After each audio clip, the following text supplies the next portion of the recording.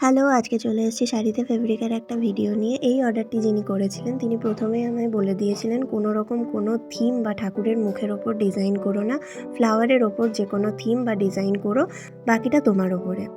এই ধরনের অর্ডারগুলো না আমার ভীষণ প্রিয়। তার কারণ এই ধরনের অর্ডারগুলোতে আমি আমার নিজস্ব ক্রিয়েটিভিটিগুলোকে তুলে ধরার একটা ছোট্ট জায়গা পাই। যাই হোক, গোলাপের ওপরে একটা থিম আমার অনেক দিন ধরেই মাথায় ঘুরছিল, কিন্তু যেহেতু পুজো আসছে তাই পদ্ম ফুলটাকেই আমি বেছে নিলাম এবং ওই একই থিমে একটা কাজ করার চেষ্টা করলাম। পাপড়ির প্রত্যেকটা পোর্শনকে আমি সাদা, লাইট পিঙ্ক, ডার্ক পিঙ্ক এবং রেডের মাধ্যমে হাইলাইট করার চেষ্টা করেছি এবং পাতা জাতীয় প্রত্যেকটা পোর্শনকে আমি লেমন ইয়েলো, ডার্ক গ্রিন এবং লাইট গ্রিনের ওপরেই রাখার চেষ্টা করেছি। এরম করে আঁচলের প্রত্যেকটা পাতা এবং ফুলকে আমি কমপ্লিট করে নিয়েছি। সাধারণত আমি স্কেচ করেই ছবিটা আঁকতে পছন্দ করি, তার কারণ ডাইরেক্ট তুলি দিয়ে আঁকলে আমার মনে হয় ছবিটা নষ্ট হয়ে যেতে পারে এবং সেক্ষেত্রে আমি ম্যানেজ করতে পারবো না।